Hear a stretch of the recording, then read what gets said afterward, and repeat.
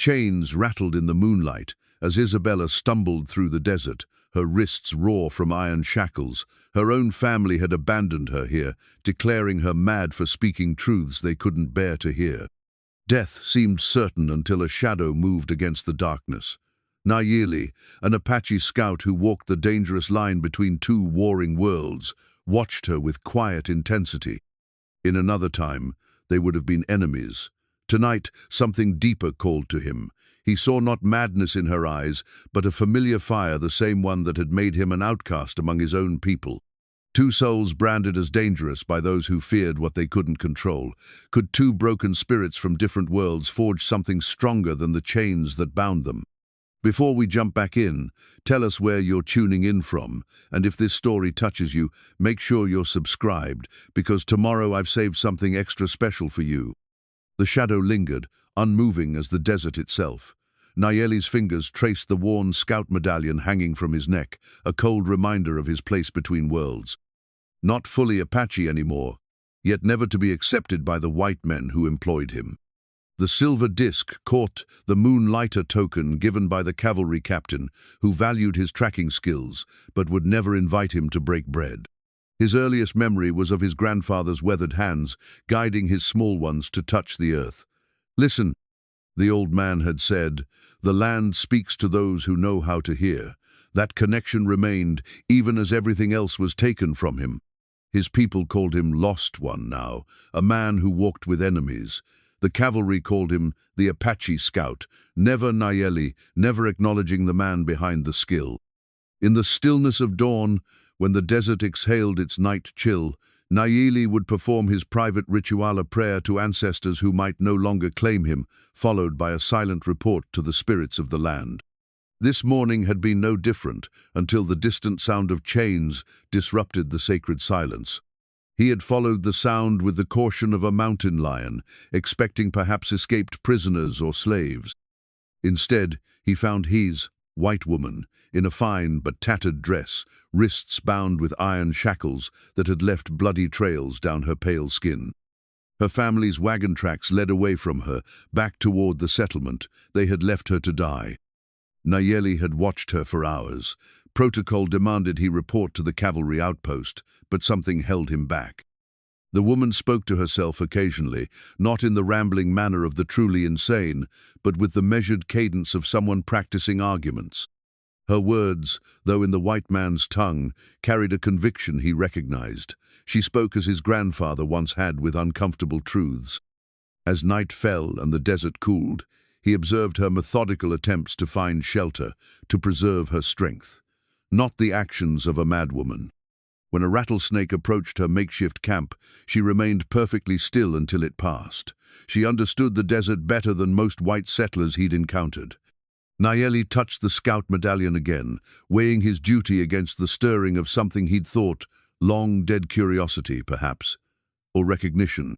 The cavalry would return her to those who had discarded her like unwanted cargo, or worse, they would take advantage of her vulnerable position.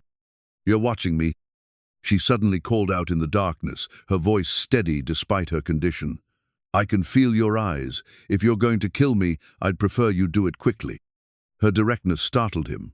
Most white women he'd encountered screamed at the mere sight of an Apache. This one stared directly toward his hiding place, chin raised despite the heavy chains binding her wrists. "I'm not afraid to die," she continued. "I've already lost everything else." Nayeli stepped from the shadows, moonlight revealing his tall frame and the mixture of Apache dress and cavalry-issued boots that reflected his divided existence. Her eyes widened, but she didn't scream or cower. "You're Apache," she said simply. He nodded once, studying her face. Fever had begun to flush her cheeks, but her eyes remained clear and intelligent. "They left me to die because they couldn't bear to hear the truth," she explained, lifting her shackled hands slightly. "Will you kill me for being white, or help me because we're both alone?" The question hung between them like smoke. Nayeli reached for the water canteen at his hip, a simple action that would cross a boundary he had maintained for years. To help her was to betray his role as scout, to invite suspicion from both sides of a conflict that had already taken everything from him. But in her unflinching gaze, he recognized something he thought had been beaten out of existence. A spirit that refused to be broken by the expectations of others. With deliberate slowness, he extended the canteen toward her.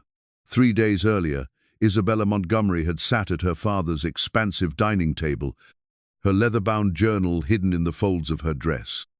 The ranch house, the grandest in the territory, hummed with the voices of military officers and local dignitaries celebrating her father's newest land acquisition. Territory that, until recently, had belonged to the Apache. A toast, Colonel Hargrove had announced, raising his crystal glass, to James Montgomery, who has single-handedly civilized more of this savage wilderness than the entire 5th Cavalry. The men laughed, crystal clinking as Isabella's father basked in their approval. Her brother Thomas caught her eye from across the table, a silent warning in his gaze. He knew what was coming. He'd seen that particular tightness around her mouth before. Civilized? Isabella's voice cut through the jovial atmosphere. Is that what we're calling it now? The table fell silent. Her father's smile hardened into something dangerous. Isabella, he warned, perhaps you'd like to retire early. The journey has clearly fatigued you. But Isabella had long ago stopped heeding such warnings.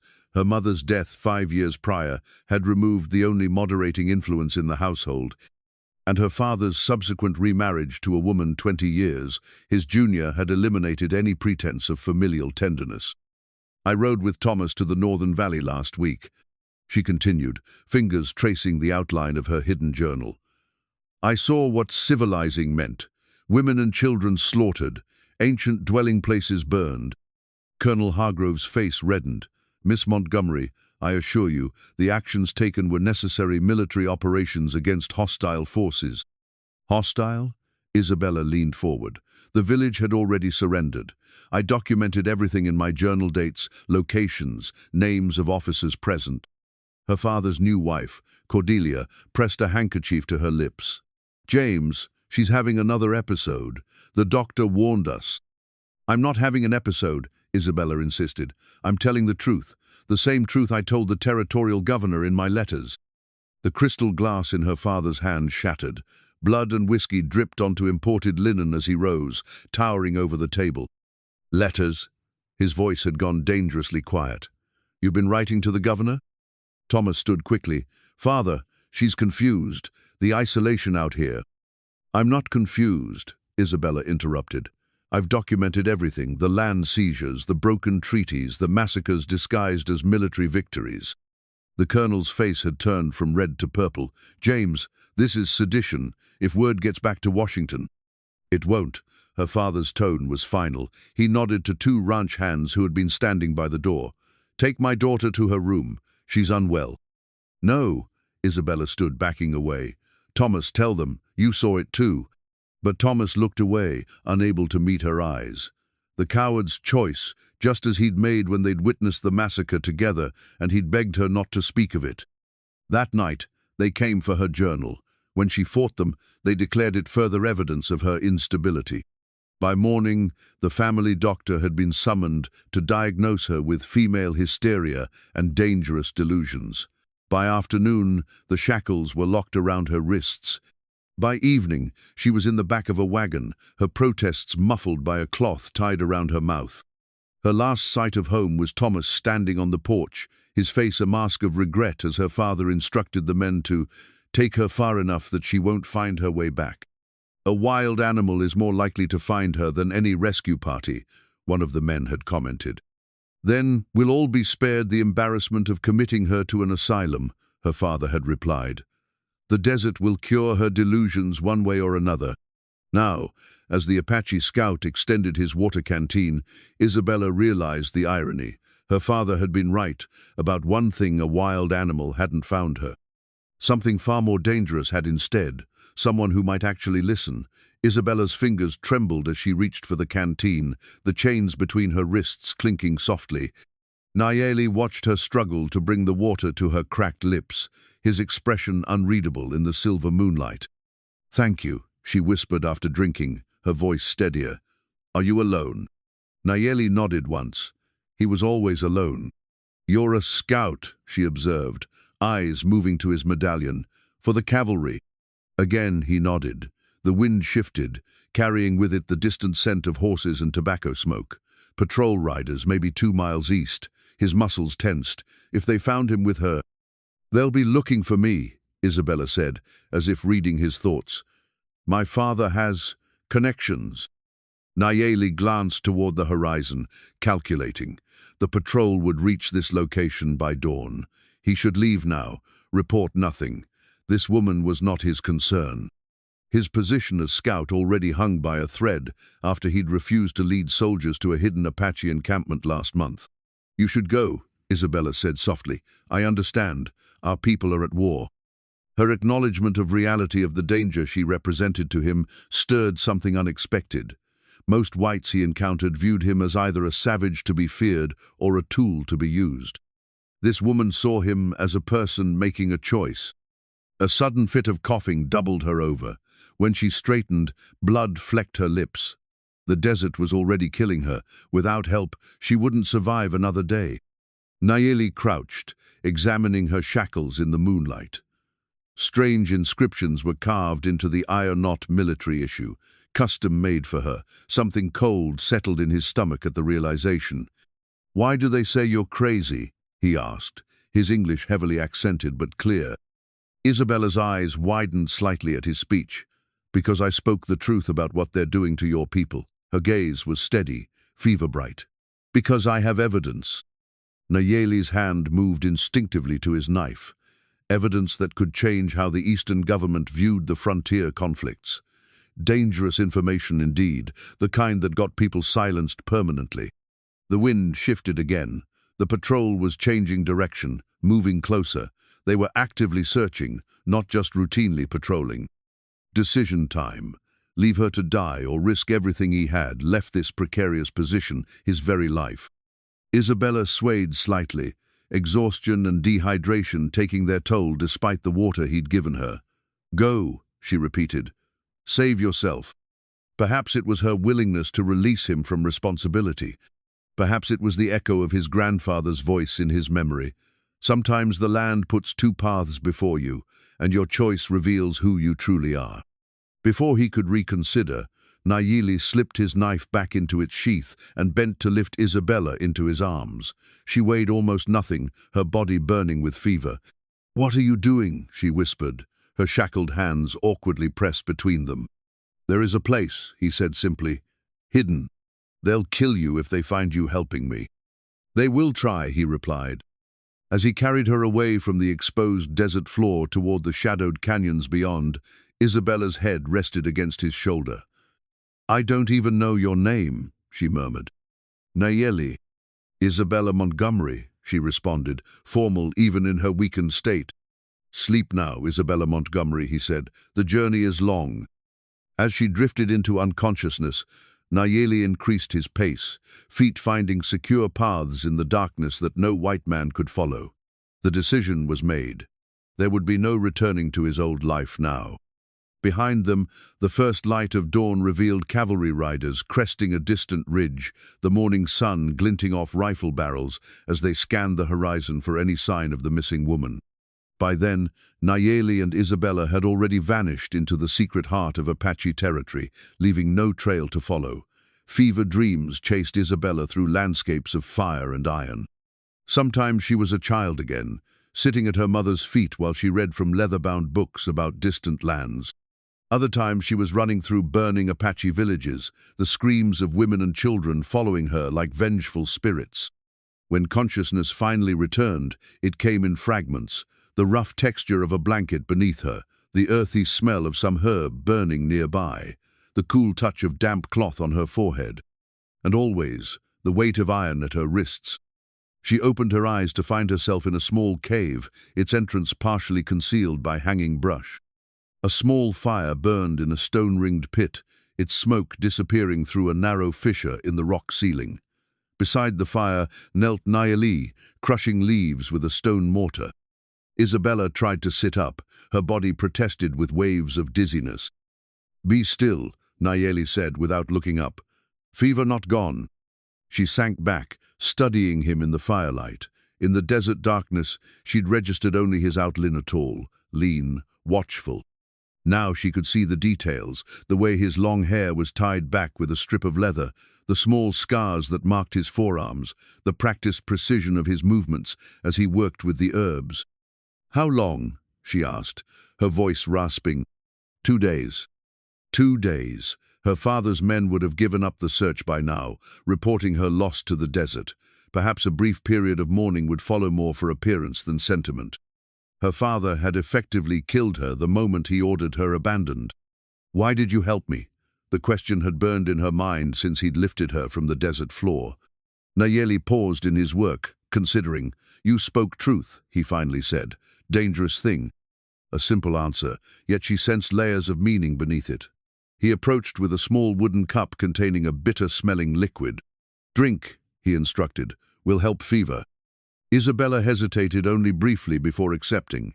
If he'd wanted her dead, he could have simply left her in the desert. She drank, grimacing at the taste. "Thank you," she said, returning the empty cup, "for everything." Something almost like a smile touched his lips. "Not safe yet. Soldiers searched Canyon yesterday." Fear jolted through her. "Did they?" "No. Did not find trail." His tone carried justified pride. "But we'll keep looking. You important to them." "Not to them," Isabella corrected. "To my father. He can't risk me telling what I know." Nayeli nodded once, understanding perfectly. Silence fell between them, not uncomfortable but weighted with unspoken questions. Eventually, Isabella lifted her shackled wrists.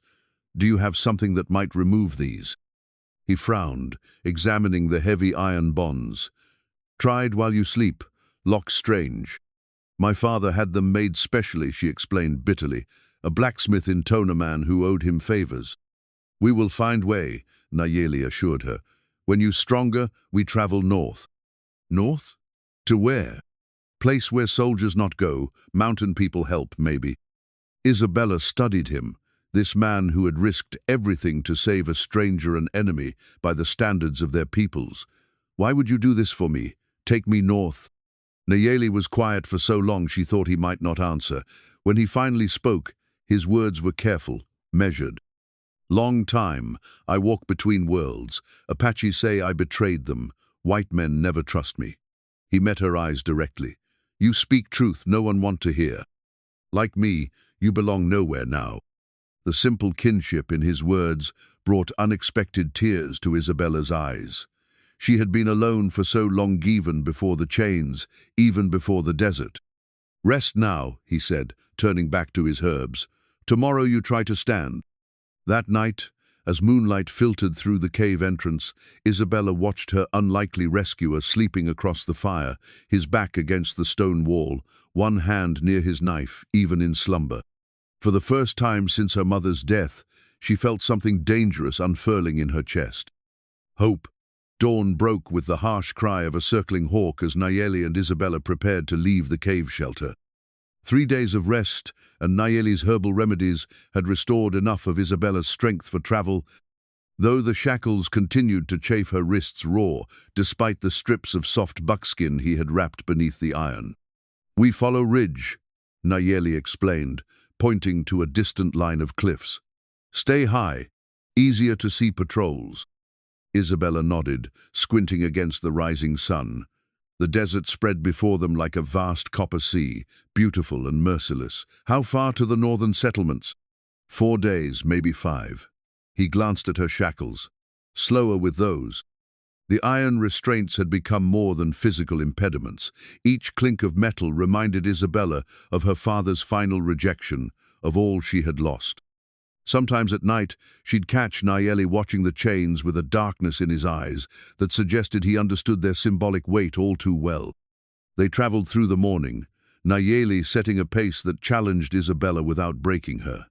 When she stumbled on loose rocks, he was there instantly, a steadying hand at her elbow.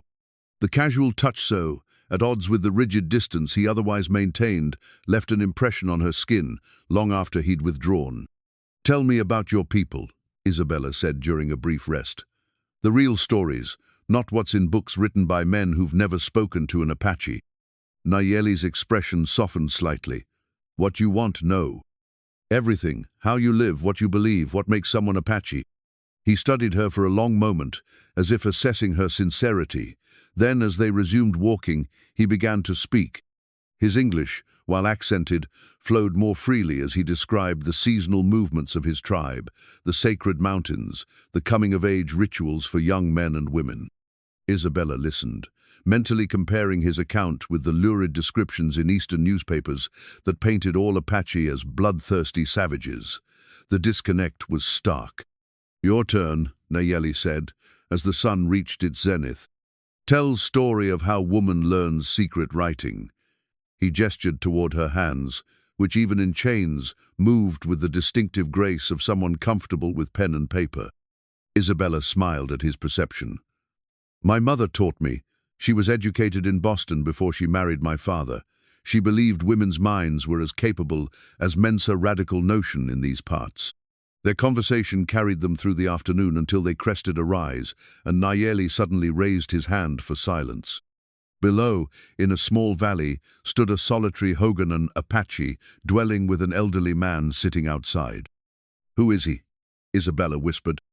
"Nahimana, old medicine man. Lives alone since wife died." Nayeli's expression was guarded. "He might help with chains. Can we trust him?" "Not sure. He has no love for scouts," he considered. "But he has tools, blacksmith tools taken from soldiers many seasons ago." They approached cautiously. The old man looked up, his weathered face impassive as he took in the strange pair, the scout and the shackled white woman. He spoke rapidly in Apache to Nayeli, his tone sharp. Nayeli responded calmly, gesturing occasionally toward Isabella's chains. The conversation continued for several minutes before the old man finally nodded once, reluctantly. "He will let us use tools," Nayeli translated, "but we must leave before sunset. He fears others will come." Inside the hogan, Nahimana produced a collection of crude metal tools. With meticulous care, Nayeli selected a file and a thin piece of metal resembling a key blank. For over an hour, he worked at the lock on Isabella's shackles, sweat beading on his forehead as he concentrated. Isabella held her breath as he inserted the makeshift key. It turned partially, then snapped off inside the lock. "No," Nayeli muttered, frustration breaking through his usual composure. He examined the damage. Lock now worse, key broken inside. Isabella's heart sank as she looked at the now jammed shackles. "What do we do?" Nahimana, who had been watching silently, spoke a single sentence in Apache. Nayeli's jaw tightened before he translated. "He says we must find Tanizani, the medicine woman in northern mountains. She knows old ways, old magic." "Magic?" Isabella echoed skeptically. Nayeli's eyes met hers, completely serious. "Some chains not broken with tools, Isabella Montgomery. Some need different power." Smoke from cooking fires spiraled lazily into the evening sky as Nayeli and Isabella approached the hidden settlement. Tucked into a natural depression between two ridges, the collection of hogans and wickiups was invisible until one stood at its edge, fact that had kept this particular band of Apaches safe while others were forced onto reservations or hunted down. "Stay close," Nayeli murmured. "Let me speak first."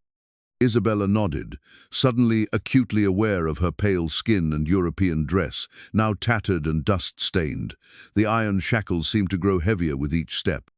A young boy spotted them first, shouting an alarm that brought the camp's activity to an abrupt halt. Men emerged from dwellings with weapons in hand. Women gathered children behind them. A wall of hostile faces confronted the unlikely pair. An older man stepped forward, his bearing marking him as a leader. The elaborate necklace of bear claws and turquoise around his neck identified him as a man of significant standing. He spoke sharply to Nayeli, gesturing once toward Isabella with undisguised contempt. Nayeli responded with respectful tones but unwavering posture. Isabella recognized the strength in his stance, would not be intimidated, even facing his own people's judgment. The exchange grew heated. Though she couldn't understand the words, Isabella felt the tension rising. Other voices joined in, some angry, some questioning. Her shackles clinked as she shifted uncomfortably, drawing all eyes to her bonds. Unexpectedly, an elderly woman emerged from the largest dwelling. Her face was a map of deep wrinkles, her eyes sharp as a hawk's. At her appearance, a respectful silence fell. She approached Isabella slowly, studying her with unnerving intensity. Without warning, the old woman reached out and grasped Isabella's shackled wrists, turning them to examine the inscriptions on the iron. Something she saw there made her inhale sharply. She released Isabella and turned to address the gathered Apache, her voice carrying authority despite its age-roughened edges. Whatever she said changed the atmosphere instantly. The tension didn't disappear, but it transformed into something more like wary curiosity. The leader nodded reluctantly and spoke to Nayeli.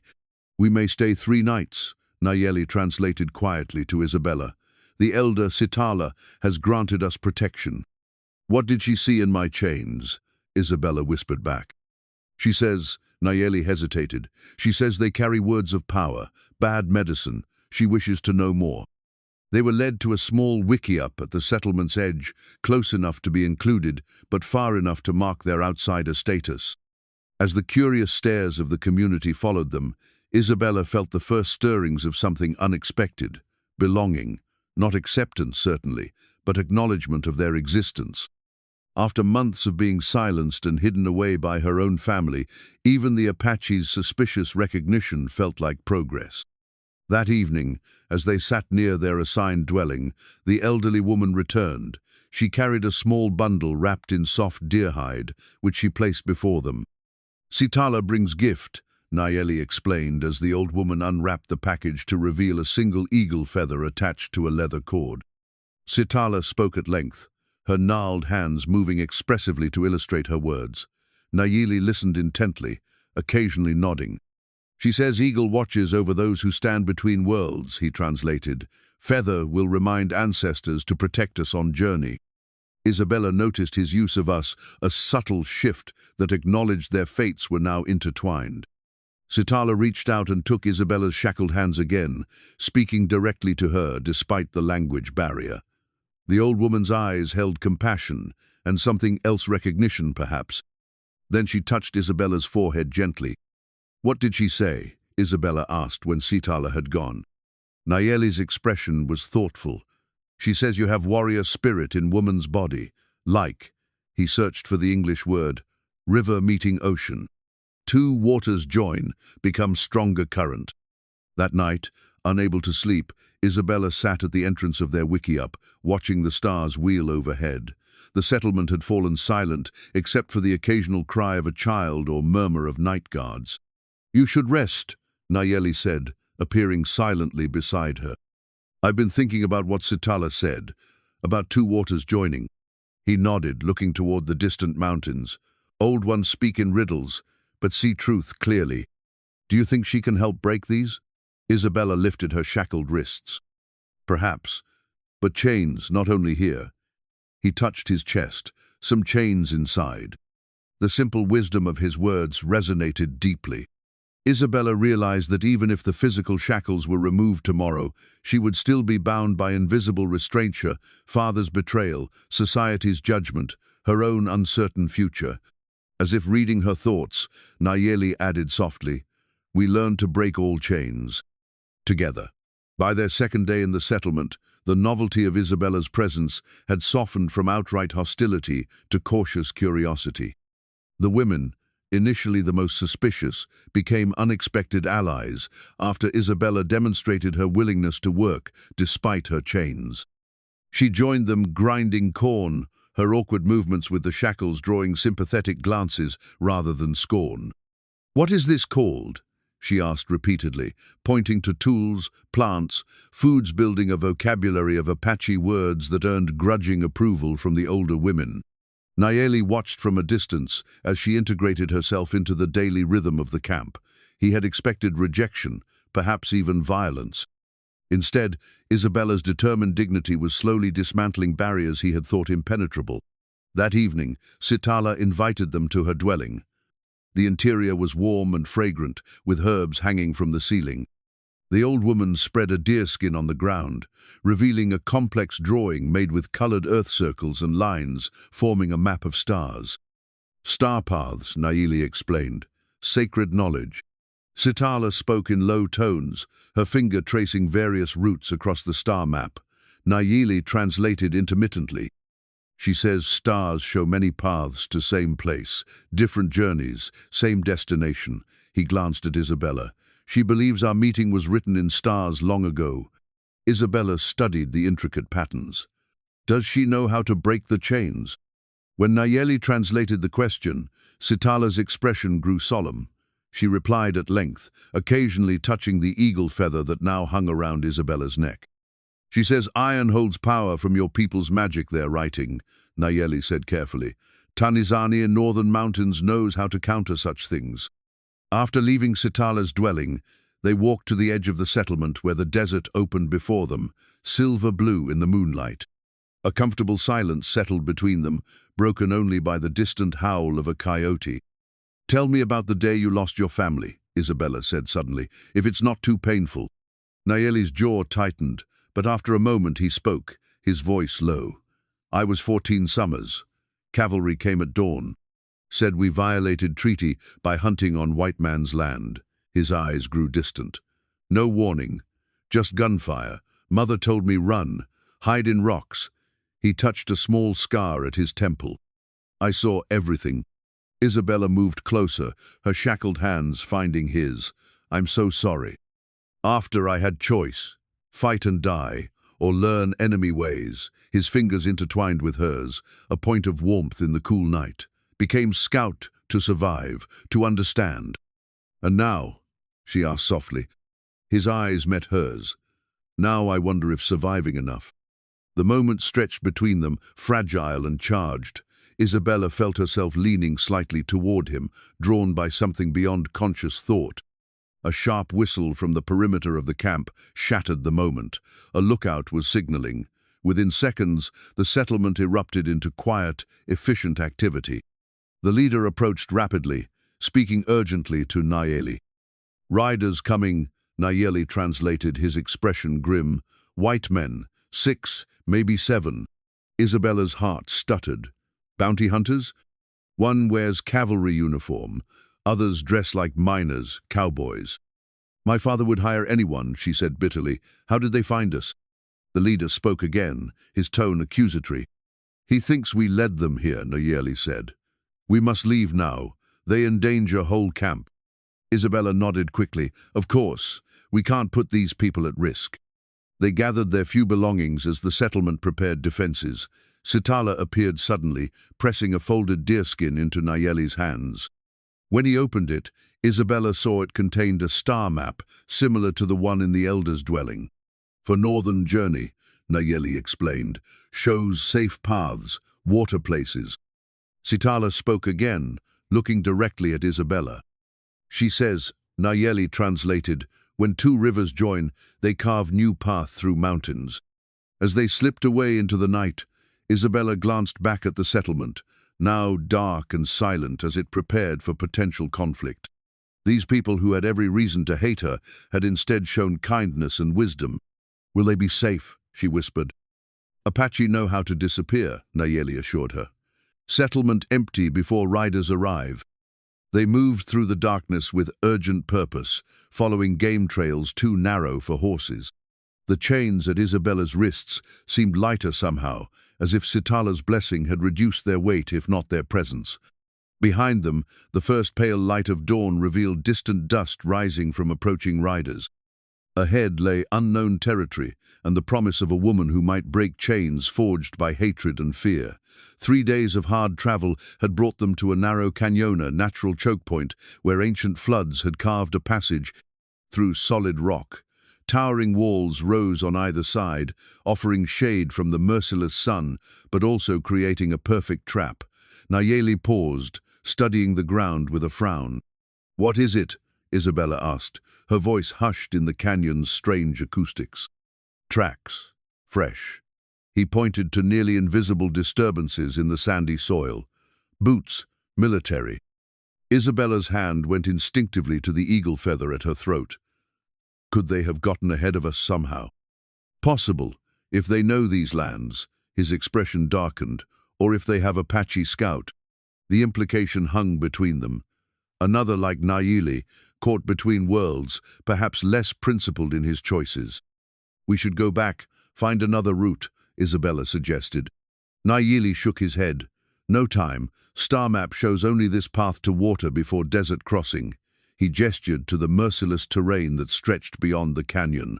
"We continue." Carefully. They proceeded with heightened vigilance, Nayeli frequently stopping to check for signs of ambush.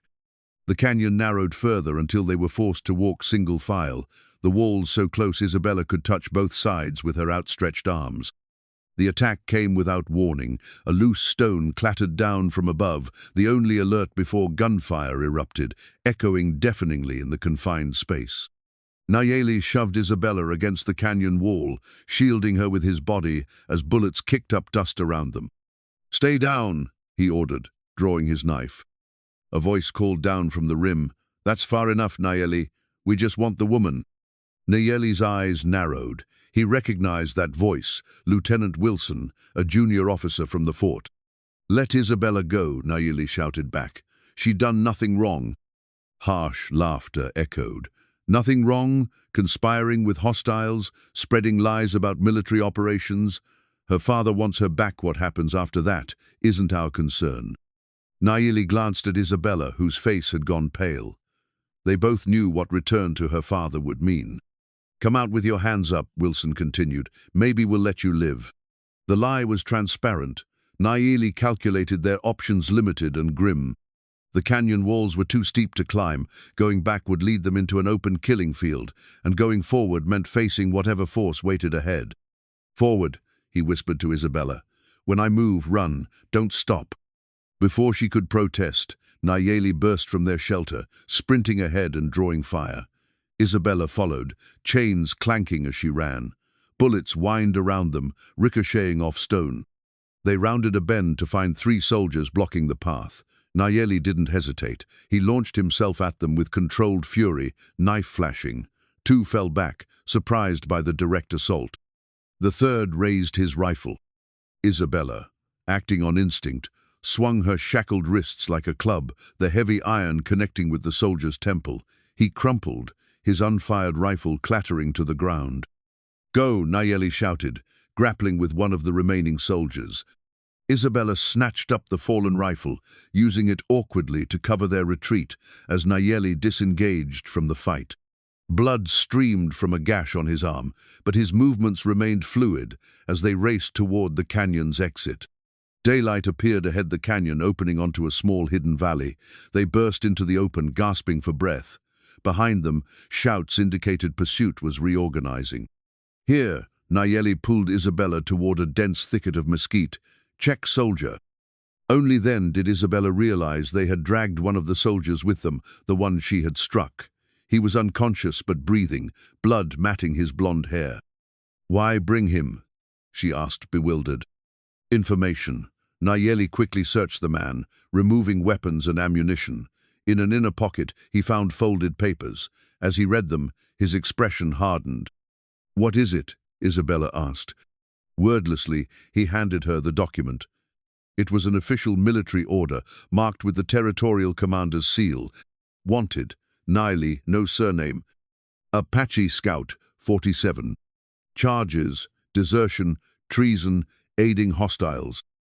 Status, armed and dangerous. Orders, apprehend or eliminate on sight." "Treason," Isabella whispered, the gravity of his situation finally clear. In saving her, he hadn't just abandoned his post, had crossed a line that could never be uncrossed. Nayeli's eyes met hers, a new resolve hardening his features. "Now we both hunted." The unconscious soldier groaned, beginning to stir. Nayeli's hand moved to his knife. "No," Isabella said quickly, "not in cold blood." For a moment, she thought he might ignore her plea. Then he nodded once, using strips torn from the soldier's uniform to bind and gag him instead. "We leave now," Nayeli said. "They find him soon."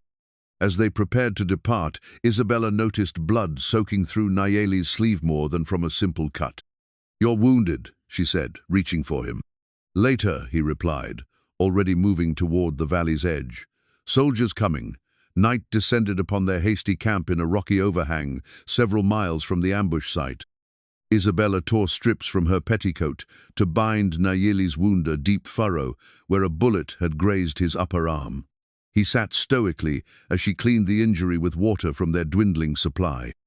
"It needs stitching," she murmured. "No time," he replied, his voice tight with pain. "We'll heal."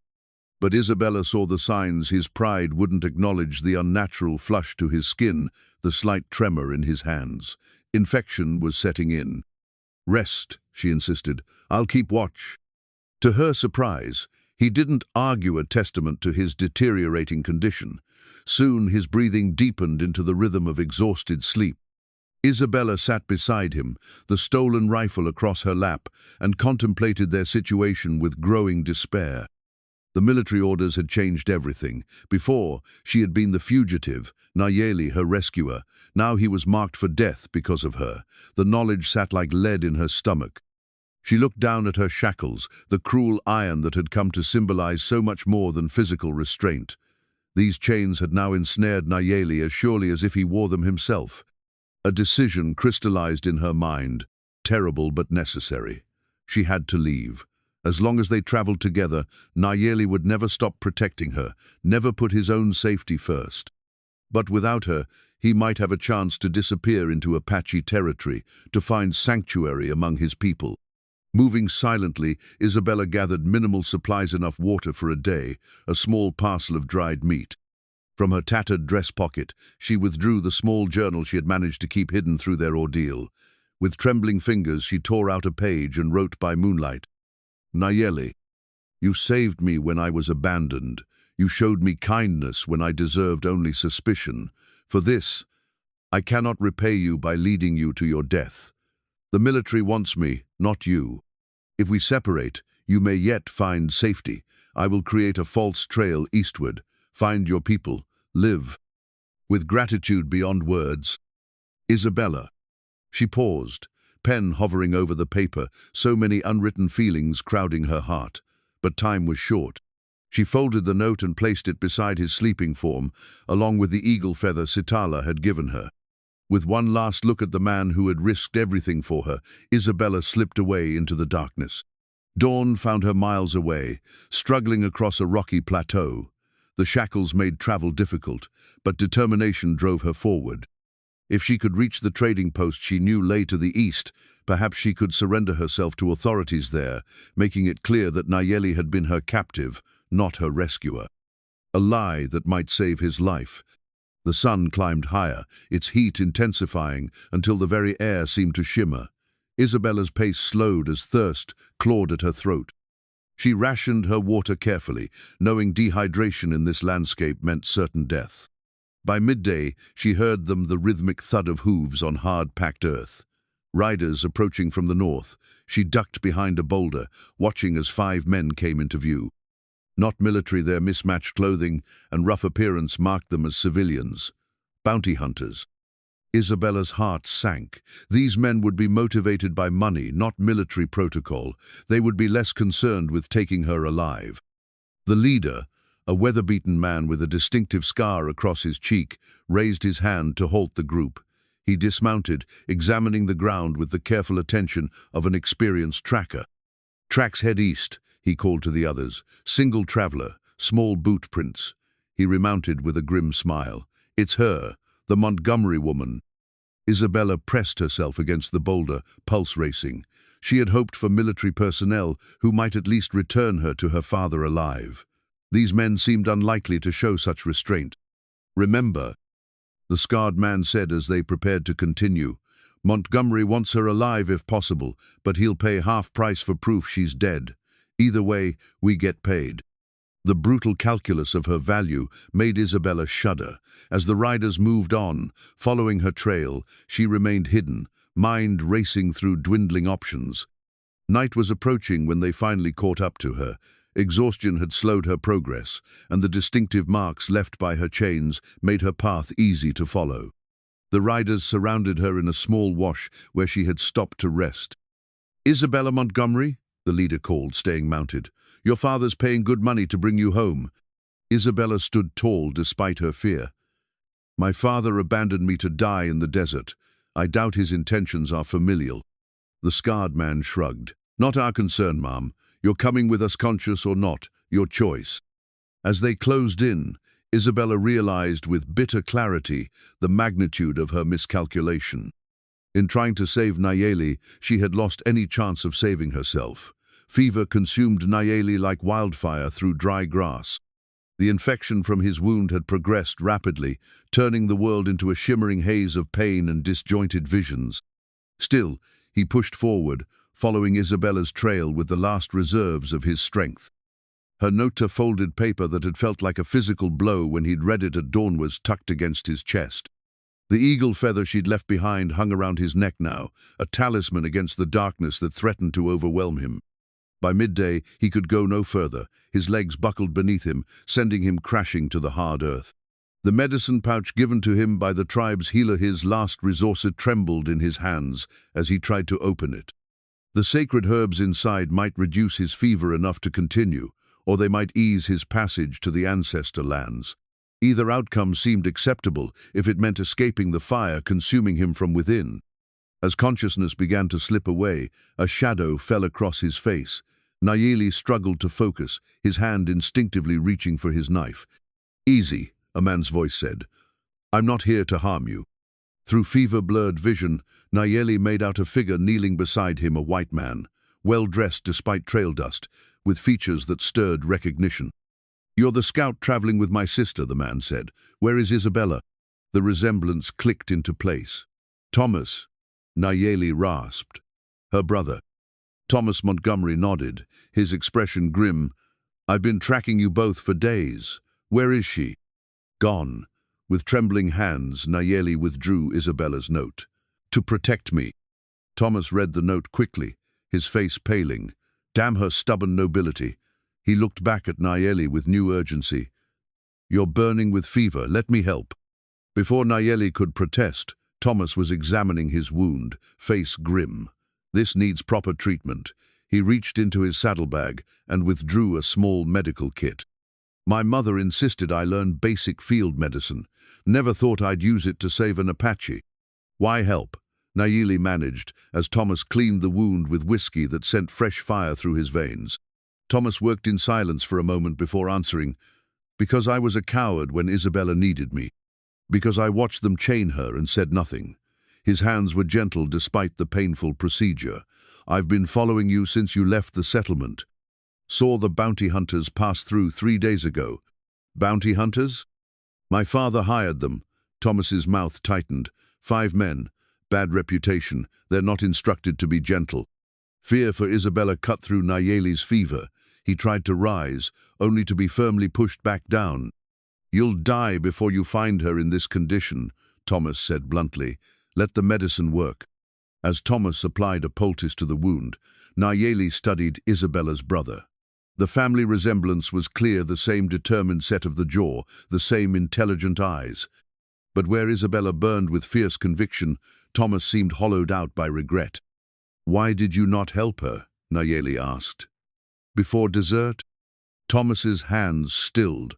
"Because I was afraid. Of my father, of society, of losing everything." Shame colored his words. "Isabella was always the brave one, speaking truths, while I pretended not to hear them." By sunset, the combination of Thomas's medicine and the herbs from Nayeli's pouch had reduced his fever enough for coherent thought. They sat by a small fire, planning. "The bounty hunters will take her to Fort Buchanan," Thomas explained, "the military outpost where they're holding deserters and hostiles before transport east." "East?" "To prisons, reservations." Thomas hesitated. "Or asylums in Isabella's case. Our father has arranged for her commitment to an institution in Boston." The word was unfamiliar. "Asylum?" "A place where they lock away the insane, or inconvenient women who know too much." Thomas's voice was bitter. "They use treatments that break the spirit. Isabella would rather die." Nayeli nodded grimly. "Then we go to Fort." Thomas laughed without humor. "Just the 2 of us against a military garrison? Suicide." "No choice." Nayeli touched the eagle feather. "I promised to protect her." "You love her," Thomas said. It wasn't a question. Nayeli met his gaze steadily. She is my other half of sky. Thomas studied him for a long moment before nodding once. Then I'll help you. I know the fort, the guard rotations, where they'll keep her. He withdrew his pocket watch, checking the time with practiced precision. But we have less than 2 days before they send her east. How we get in? Nayeli asked. A grim smile touched Thomas's lips. I'm still a Montgomery. They'll open the gates for me. He looked at Nayeli, appraising. But first, we need to get you strong enough to fight, and we need a plan that doesn't end with both of you dead. Nayeli nodded, new strength flowing through him with the clarity of purpose. 2 rivers join, he said, repeating Sitala's words. Carve new path through mountain. Thomas raised an eyebrow. Poetic, but I prefer detailed strategy and firearms. For the first time in days, Nayeli felt the ghost of a smile. Perhaps there was more of Isabella in her brother than either of them realized. Fort Buchanan loomed on the horizon, its wooden palisade walls a stark interruption of the natural landscape. From their vantage point on a distant ridge, Thomas and Nayeli studied the outpost through a brass spyglass as sunset painted the desert in hues of amber and gold. Main gate on the east side, Thomas explained, passing the spyglass to Nayeli. Prisoner cells on the north wall. Guard changes at dusk and dawn. Nayeli observed the methodical movement of soldiers, with the practiced eye of someone who had once been part of such routines. How many men? 40, perhaps 50. Thomas pulled out his pocket watch, a family heirloom with the Montgomery crest engraved on its silver case. Time is against us. The stage for Tucson leaves at dawn. From there, she'll be put on a train east. They had spent the day gathering supplies and intelligence. Thomas had ventured into the small settlement near the fort, returning with civilian clothes for Nayeli, ammunition, and information gleaned from loose-lipped soldiers in the saloon. Isabella arrived yesterday, Thomas reported. She's being kept separate from the other prisoners' special orders from our father. His mouth tightened. They've assigned Dr. Whitfield to examine her. This doctor, he is enemy? Thomas's expression was conflicted. Not exactly. Whitfield is relatively progressive for an army surgeon. He's written papers questioning the diagnosis of female hysteria. He hesitated. But he's still military, still bound by orders. Nayeli adjusted the unfamiliar white man's clothing Thomas had brought for him, a disguise that felt like a betrayal of his heritage, but might mean the difference between success and failure. Tell plan again, he said. Thomas nodded, spreading a rough map he'd drawn in the dirt. I'll enter the fort openly, claiming concern for my sister's welfare. While I distract the commander, you'll use the commotion from the saloon I've arranged to slip in through the supply entrance here. His finger indicated a smaller gate on the western wall. We meet at the cells after midnight. The plan was fragile, dependent on precise timing and multiple factors beyond their control, but it was all they had. And if we free her? Nayeli asked. After? Thomas's gaze was steady. I've arranged horses and supplies at a line shack 10 miles north, enough to get you both to the territorial border. He paused. After that, you're on your own. The unspoken question hung between them. What future could possibly exist for an Apache scout and a white woman deemed insane by her own family? Neither man had an answer. As darkness fell, they prepared to move. Thomas checked his pocket watch one final time, the mechanical ticking a counterpoint to the wild beating of their hearts. It's time, he said simply. Inside Fort Buchanan, Isabella sat perfectly still on the narrow cot in her cell, back straight despite her exhaustion. They had taken her filthy dress, replacing it with a coarse prison shift, but had left the shackles on her wrists, reminder of her status as both prisoner and madwoman. Dr. Whitfield sat across from her on a wooden stool, writing in a small notebook. Unlike the other soldiers, he had treated her with a measure of professional courtesy, even something approaching respect. Your father's diagnosis claims acute female hysteria, he said, reviewing his notes, yet I observed none of the typical symptoms, no fainting spells, no emotional outbursts, no irrational fears. My father's diagnosis was politically expedient, Doctor, Isabella replied calmly. My madness consists entirely of speaking inconvenient truths about military actions against the Apache. Whitfield's pen paused. You realize such statements only reinforce the perception of mental instability. Because a sane woman would pretend not to see atrocities, she challenged, would value her comfort over justice. A flicker of something admiration perhaps crossed the doctor's face before his professional mask returned. The stage leaves at dawn, Miss Montgomery. You'll be escorted to Barnwell Asylum in Boston, where your condition will be treated with the latest scientific methods. Isabella suppressed a shudder. She had read enough to know what those scientific methods entailed: baths, forced isolation, restraints, and worse. And if I refuse treatment? Treatment is not optional for those deemed incompetent. His voice softened slightly. For what it's worth, I'll include in my report that physical restraints are unnecessary for your transport. The shackles can be removed. A small mercy, but one Isabella recognized as significant coming from a military man. Thank you, Doctor. After Whitfield left, Isabella moved to the small barred window. Night had fallen, bringing with it a profound sense of finality. By this time tomorrow, she would be headed east, away from the desert, away from the mountains, away from Nayeli. The thought of him brought both warmth and pain. Had he recovered from his wound? Had he found safety with his people? She desperately hoped her sacrifice had secured his freedom, even as she faced the end of her own. Outside her window, a commotion erupted in the fort's central yard. Raised voices, the sound of running feet. Isabella pressed against the bars, straining to see. Something was happening. Perhaps a prisoner escape attempt, or a disciplinary issue among the soldiers. Or perhaps, whispered a dangerous hope she dared not trust, something else entirely. Shadows became Nayeli's allies as he moved silently along the fort's western wall. Thomas's diversion in the settlement's saloon had worked perfectly, a staged brawl that had drawn several off-duty soldiers into the chaos. Meanwhile, Thomas himself had ridden through the main gate an hour earlier, announcing himself with all the entitled confidence of a wealthy rancher's son. The supply entrance stood just ahead, guarded by a single young soldier who looked barely old enough to shave. The boy shifted restlessly, clearly bored with his assignment and distracted by the distant sounds of commotion from the barracks area where news of the saloon fight had spread.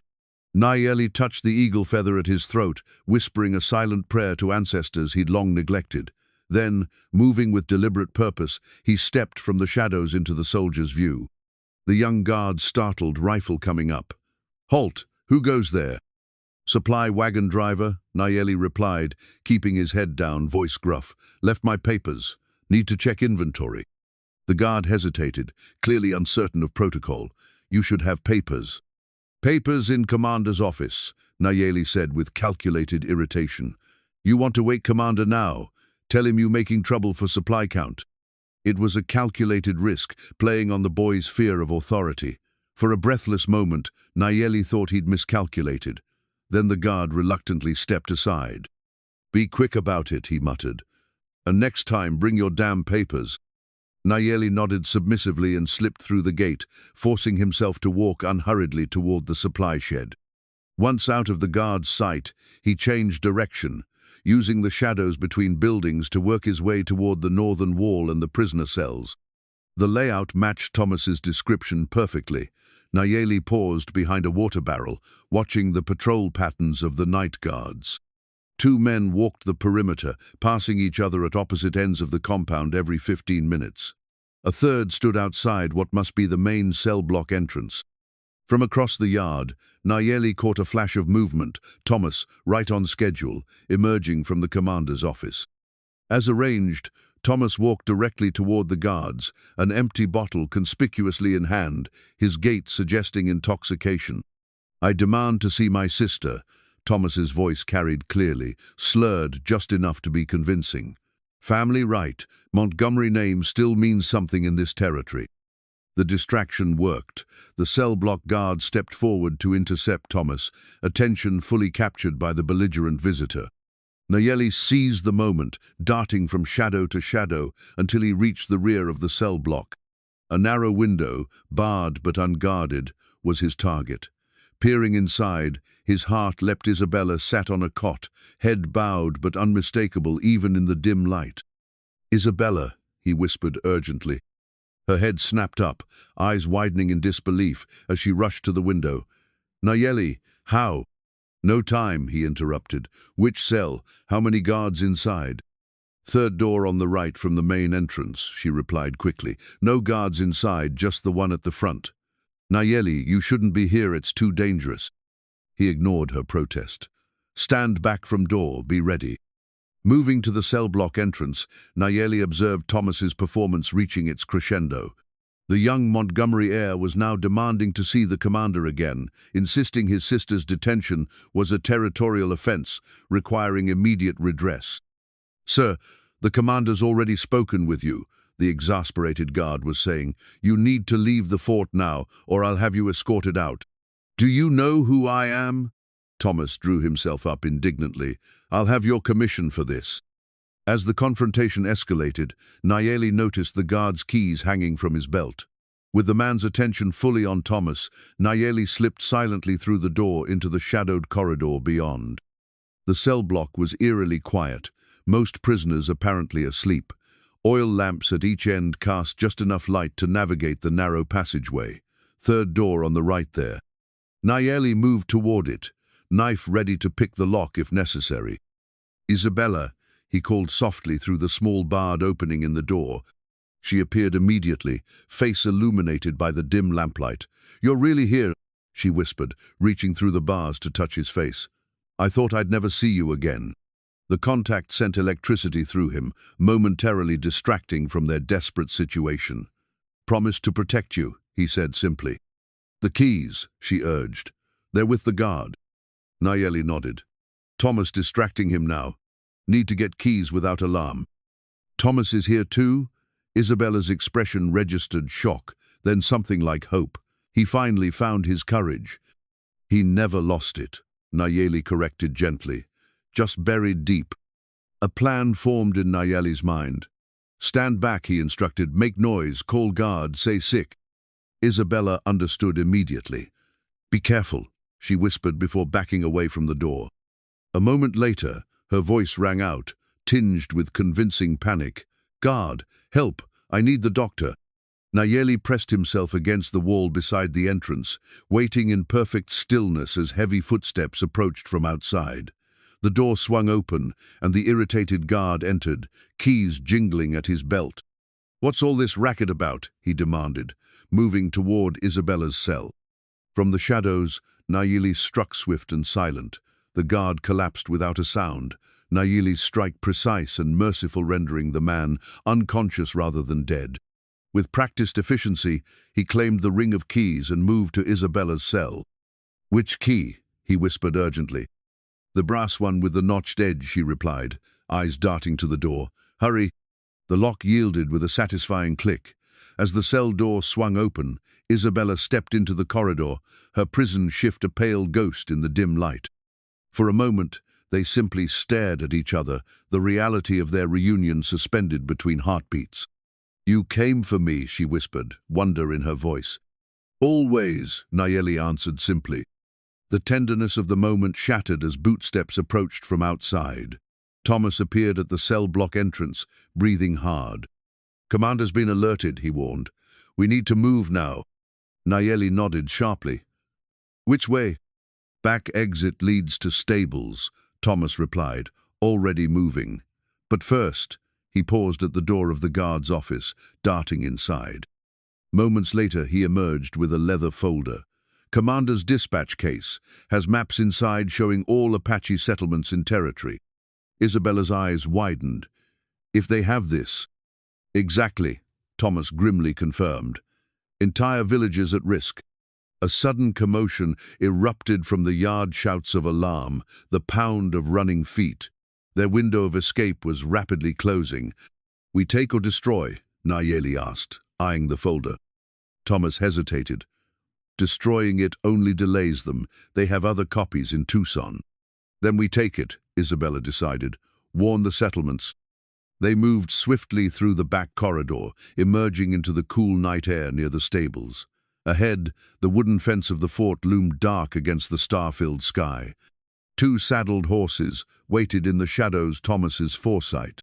"Perimeter guard approaching," Nayeli warned, his keen ears picking up footsteps. "I'll distract them," Thomas said. "Get Isabella to the horses." Before either could protest, Thomas stepped into the open, deliberately making noise. "Hello? Guard? I seem to be lost. Too much whiskey, I'm afraid." As the perimeter guard turned toward the disturbance, Nayeli and Isabella slipped around the corner of the stable. They were halfway to the horses when disaster struck. Isabella's chains caught on a hitching post, yanking her backward with a telltale clank of metal. The sound alerted a second guard they hadn't seen. "Hey, stop right there." Nayeli reacted instantly, placing himself between Isabella and the rifle now leveled at them. "Run," he urged her. Instead, Isabella grabbed a nearby shovel and swung it with all her strength. The flat of the blade connected with the guard's temple, dropping him to the ground. "I'm not leaving you," she said firmly. They reached the horses just as an alarm bell began to clang frantically. Thomas appeared around the corner at a dead run, blood streaming from a cut above his eye. "Go!" he shouted. "They're coming!" Nayeli mounted first, then pulled Isabella up behind him, her shackled hands wrapping around his waist. Thomas swung onto the second horse. "East gate," Thomas directed. "It's the weakest point." They galloped across the yard, hooves thundering against packed earth as shouts and gunfire erupted behind them. Nayeli felt Isabella press against his back, her chains cold even through his shirt. The east gate loomed ahead, closed but lightly guarded. "Don't stop!" Thomas yelled, urging his horse ahead. He fired his pistol into the air as they approached, causing the gate guards to duck for cover. The gates weren't fully closed, a gap just wide enough for a horse remained. Thomas reached it first, his mount squeezing through. Nayeli and Isabella followed, bullets splintering wood around them as they escaped into the darkness beyond. They rode hard for nearly an hour, putting distance between themselves and the fort before Thomas finally signaled to slow. They'd reached a sheltered canyon where a small stream provided water for the winded horses.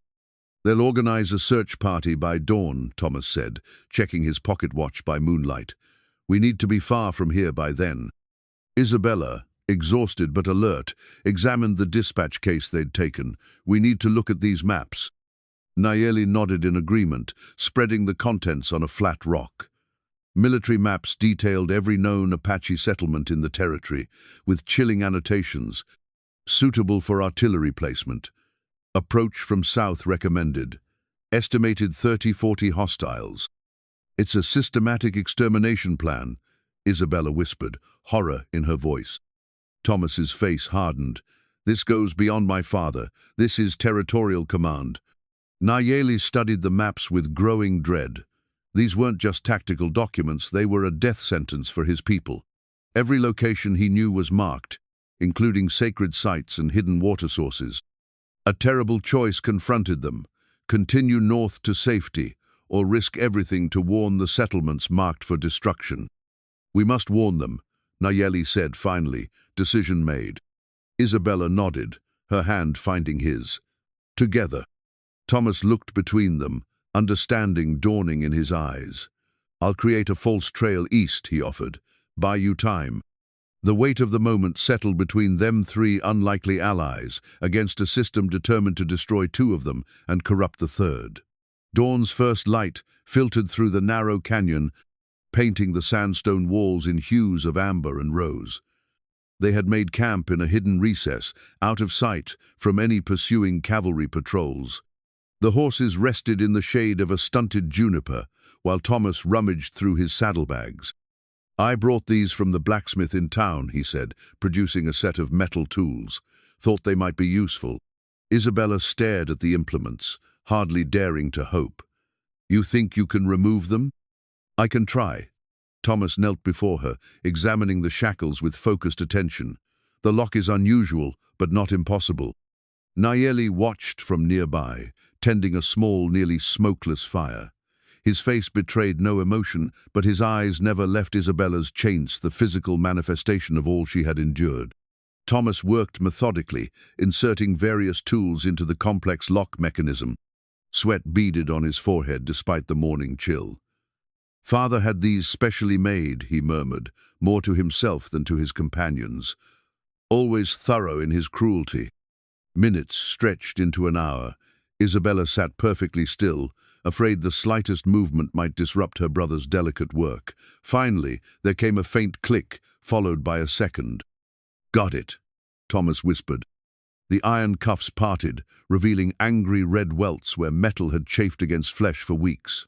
Isabella stared at her freed wrists in disbelief, tears welling unexpectedly. The simple act of moving her hands independently felt foreign, miraculous. "They're gone," she breathed, flexing her fingers. Thomas took the shackles and hurled them against the canyon wall. They clattered to the ground, suddenly reduced to mere objects, powerless, meaningless metal. Nayeli approached, carrying a small pouch of medicinal herbs. With gentle movements, he knelt beside Isabella and began applying a soothing paste to her raw wrists.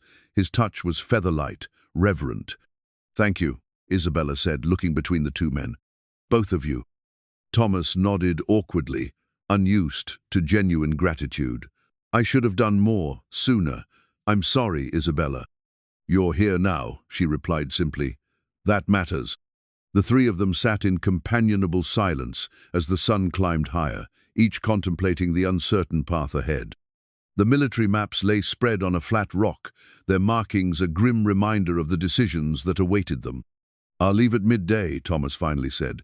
"Create a trail heading east, toward Tucson. With luck, they'll follow me instead of you." Isabella reached for her brother's hand. "It's dangerous, if they catch you helping us." "Let me worry about that." Thomas's smile held a newfound resolve.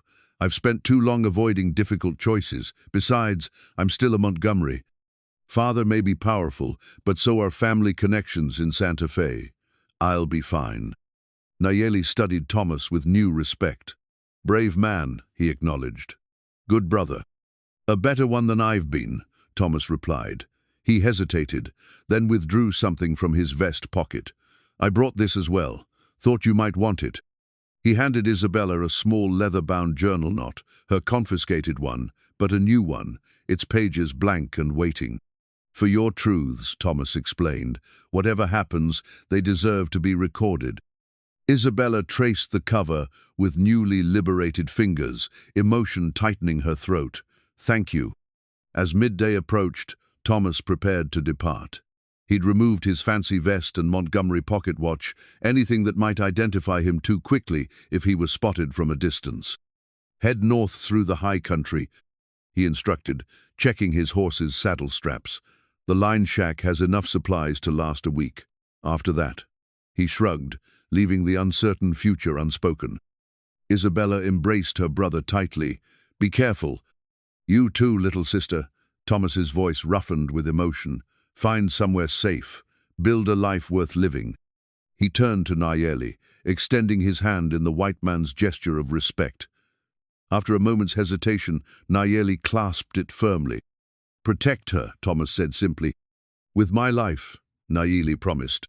They watched as Thomas mounted and rode away, following the canyon until it opened onto the desert flats.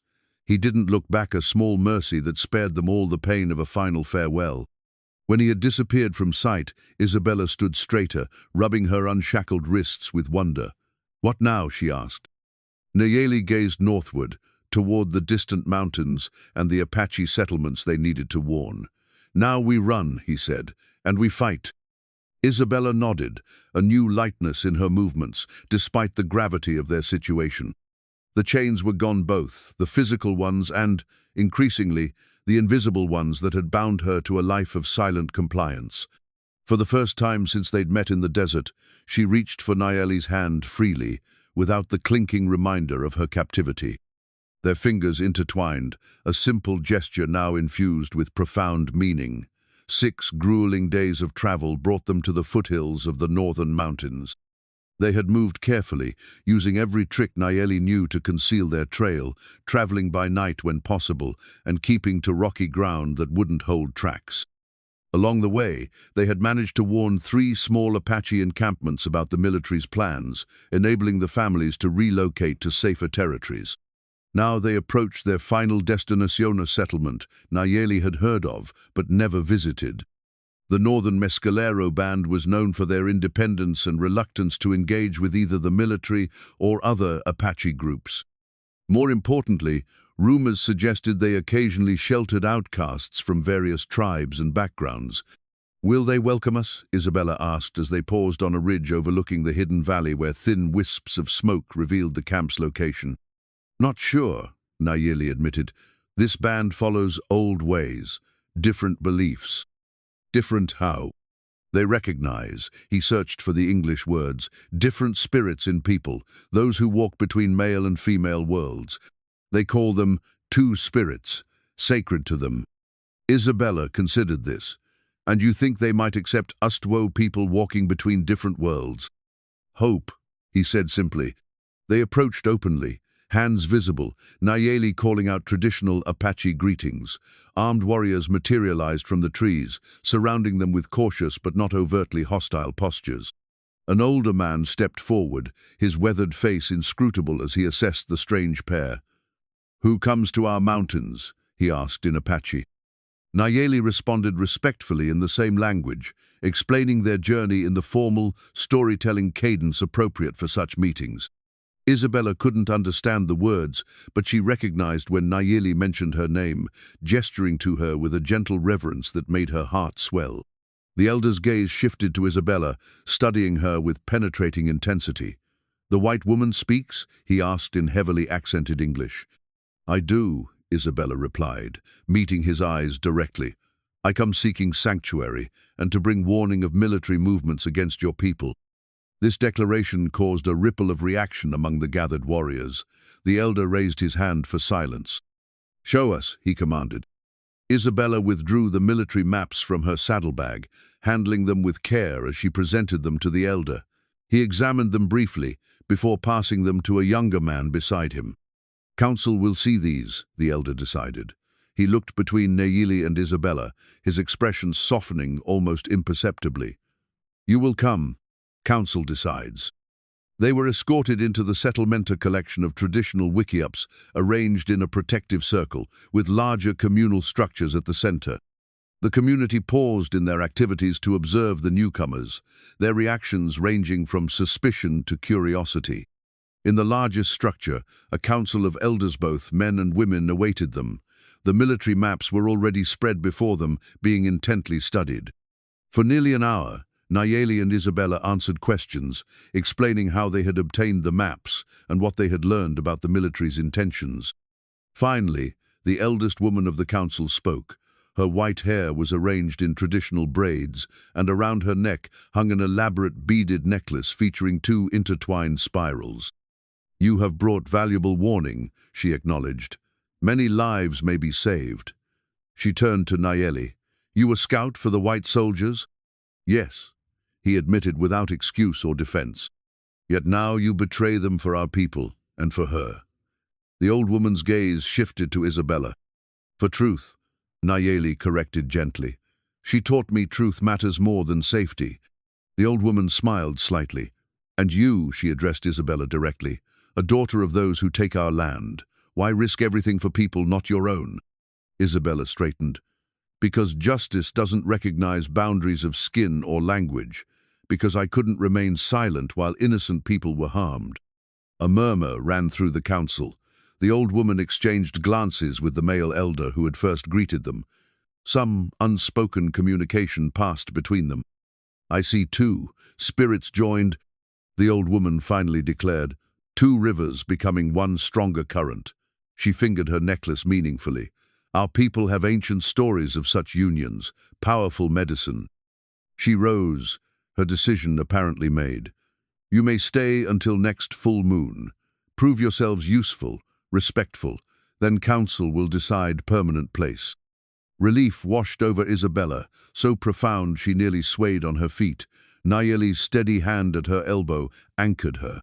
As they exited the council lodge, the old woman stopped them, removing the two-spiral necklace and placing it over their joined hands. "This protects those who walk between worlds," she explained. "Wear it together." That night, they were given a small wickiup at the settlement's edgenot, quite insiders, not fully outsiders. As darkness fell, Isabella sat beside Nayeli at their doorway, watching stars emerge in the vast desert sky. "I never thought I'd feel this," she confessed quietly. "Feel what?" he asked. Belonging. She turned to him, moonlight silvering her features. All my life, I've been too outspoken, too educated, too difficult for my own world. And yet here, among people who have every reason to reject me, I feel home, Nayeli finished, understanding perfectly. Their fingers intertwined, the two-spirit necklace hanging from a center post in their shared dwellinga, symbol of paths converged and boundaries transcended. 1 month melted into the rhythms of tribal life with surprising ease. Isabella's wickiup, once at the settlement's edge, now stood firmly within the community circala, physical manifestation of her acceptance. Each day brought new lessons in Apache ways, from the practical craft of basket weaving to the deeper spiritual connections with the land that had sustained Nayeli's people for generations. In turn, Isabella had found her own ways to contribute. Her knowledge of Western medicine, learned from books her mother had treasured, complemented the tribe's traditional healing practices. When a child developed a raging fever that resisted the medicine woman's herbs, Isabella's suggestion of willow bark tea had broken the dangerous cycle, earning her the tentative respect of even the most suspicious tribal members. Nayeli, too, had found a renewed place among his people. His skills as a hunter and tracker made him valuable, while his knowledge of military tactics had helped the council devise effective strategies to avoid cavalry patrols. The shame of his scout past had not disappeared entirely, but it had transformed into something more nuanced, a painful chapter that had ultimately led him back to his true path. On this particular morning, Isabella knelt in the communal garden, carefully tending to the sparse crops that supplemented the tribe's hunting and gathering. Beside her, 2 young girls watched with fascination as she demonstrated how to identify beneficial insects. "This one helps plants grow," she explained in her improving Apache, pointing to a ladybug crawling across a leaf. "And this one tells us rain is coming soon." She indicated a particular beetle the tribe associated with weather changes. Nayeli approached, returning from a hunting expedition, with several rabbits slung over his shoulder.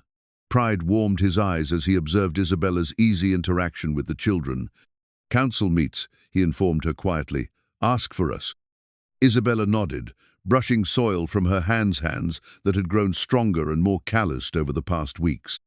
Her once fine dress had long since been replaced by Apache women's clothing, practical and adorned with simple beadwork gifted by the elder who had given them the two-spirit necklace. In the council lodge, the atmosphere was tense. Scouts had returned with troubling news of increased military activity to the south. The maps Isabella and Nayeli had brought continued to prove accurate. 3 more settlements had been raided in the past week alone. "The blue coats push northward," the male elder announced gravely. "Following patterns from your maps, soon they reach these mountains." The council members nodded solemnly. They had known this day would come, had prepared for it while hoping it might be delayed. "We must move," the white-haired female elder stated, "before snow blocks northern passes." A discussion ensued about possible locations, routes, and timing. Isabella and Nayeli listened respectfully until directly addressed. "You have brought warning, fought alongside us," the female elder acknowledged. "Now we ask, will you continue with our people? Journey is difficult, new place unknown." The question, though expected, still carried weight. To commit to this journey meant truly severing all ties with their former lives. For Isabella, it meant abandoning any hope of reconnecting with her brother or reclaiming her family heritage. For Nayeli, it meant moving further from the lands his ancestors had called sacred for countless generations. They exchanged a glance, communication flowing between them without words, a bond that had deepened through shared purpose and growing love. "We will come," Nayeli answered for both of them. Isabella reached into the small pouch at her waist and withdrew a folded cloth packet. "For the new settlement," she explained, carefully opening it to reveal a collection of seeds, vegetables, and herbs from her father's gardens that she had carried since her abandonment in the desert. "These grow even in short summers," she explained. "They will help feed the children in our new home." The female elder's weathered face softened as she accepted the precious gift. "From old life comes new growth," she observed. "Good medicine." As the council continued planning the migration, Isabella felt Nayeli's hand find hers. The journey ahead would be arduous, the destination uncertain. Yet for the first time in her life, uncertainty didn't frighten her. She had found something more valuable than security. She had found truth, purpose, and a love that transcended the boundaries others had tried to enforce. That evening, as they prepared their few possessions for the coming journey, Nayeli paused in his work. "Regrets?" he asked simply. Isabella looked around their small dwelling at the life they had begun to build together, at the two-spirit necklace hanging over their sleeping mats, at the journal Thomas had given her, now half filled with observations and hopes. "None," she answered truthfully. "And you?" Nayeli's smile was rare and therefore precious. "Found what was missing," he said, touching the space over his heart. "No more empty." Outside, the settlement hummed with preparation activity. Children's laughter mingled with the serious discussions of adults planning their people's survival. Tomorrow they would begin dismantling their homes, packing what could be carried, saying farewell to lands they might never see again. But tonight belonged to hope seeds waiting to be planted in new soil, to two rivers joined in a stronger current, carving their path through whatever mountains lay ahead. 1 year later, the northern settlement had transformed from a hasty encampment into a thriving community. Nestled in a protected valley, flanked by pine-covered mountains, the location offered both natural defenses and abundant resources. Streams provided clear water, forests yielded game and timber, and the small plots of cultivated land had produced surprising bounty from Isabella's siege-hardy vegetables that had helped the tribe survive the harsh winter months. Spring sunshine warmed the air as Isabella worked in the expanded garden, showing two young women how to support climbing bean plants with sturdy sticks. Her Apache had become nearly fluent, though she still struggled with certain spiritual concepts that had no English equivalents. Her hands, once soft and pale, were now strong and sun-darkened, capable of both healing wounds and building shelter. "The green beans should be ready by the next full moon," she explained, demonstrating how to check the developing pods. "They'll help keep strength through summer." From the edge of the clearing came Nayeli's distinctive whistle sound they developed to signal each other across distances. Isabella straightened, shading her eyes to watch his approach. He walked with the easy confidence of a man who had found his place in the world, leading two younger hunters who carried a deer between them, the results of the day's successful hunt. The sight of him still quickened her pulse, even after a year of shared dwelling and shared purpose. Their union had been formalized in an Apache ceremony during the winter solstice, the tribal elders blessing their path as two rivers joined. Though some in the tribe had initially viewed their relationship with skepticism, the harmony they created together had gradually won acceptance, even admiration. Nayeli nodded respectfully to the women in the garden before approaching Isabella. "Good hunting," he reported, his English still accented but more fluid after months of daily exchange. "Enough meat for 3 days' celebration." "The council approved the naming ceremony?" Isabella asked, excitement brightening her face. "Tonight," he confirmed with a rare, full smile. "Elders say good signs in morning stars." In their dwelling larger now and permanently constructed with sturdy poles and thick hides, Nayeli worked on his most important creation yet. The wooden cradle, carved from a single pine trunk, combined elements from both their heritages. Apache protection symbols adorned the headboard, while the gentle rocking base reflected the European design Isabella had described from her childhood memories. The cradle stood ready and waiting beside their sleeping mats, a testament to hope in a time and place where survival itself was often victory enough. Isabella ran her hand over the smooth wood, marveling at how life continued to unfold in unexpected ways. "A letter came," Nayeli said quietly, reaching into his leather pouch. "From your brother." Isabella's breath caught. Thomas's communications were rare and precious, delivered through a complex network of sympathetic traders and tribal messengers, a system that protected both his safety and theirs. She unfolded the paper carefully, reading the familiar handwriting with hungry eyes. "Dearest Isabella, I trust this finds you well and safe in your new home.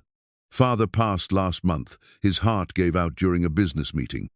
He never recanted his claims about your condition, but in his final papers, he left you a portion of the estate regardless.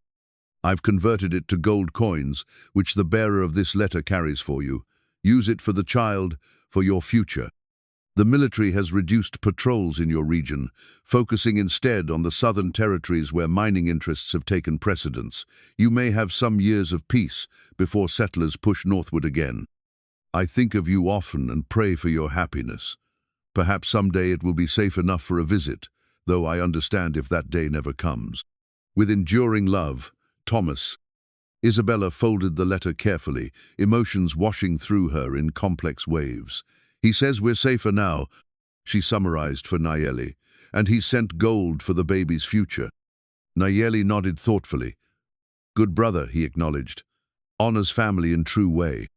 As evening approached, they walked together to the ceremonial clearing where the tribe had gathered to celebrate the successful hunt and the naming ceremony to come. The female elder who had first recognized their two-spirit connection awaited them, her ancient face creased with a knowing smile.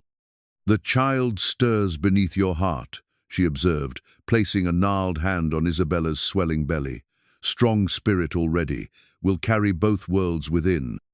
Isabella and Nayeli exchanged glances, the understanding between them deeper than words could express. Their child would be neither fully Apache nor fully white, would belong completely to neither world, and yet, unlike its parents, would never know the pain of being torn between them. Instead, this child would be born into a hard-won harmony, the living embodiment of two rivers joined. As firelight illuminated the gathering, Isabella and Nayeli stood at the edge of the clearing, watching their adopted family celebrate. His arm encircled her waist, her head rested against his shoulder. From chains to this, she murmured wonderingly. Who could have imagined? Nayeli's answer was simple, profound in its certainty. The stars knew, we followed their path. Above them, the first evening stars appeared in the darkening sky, the same stars that had guided them across deserts and mountains, through danger and despair, to this unexpected home they had created together.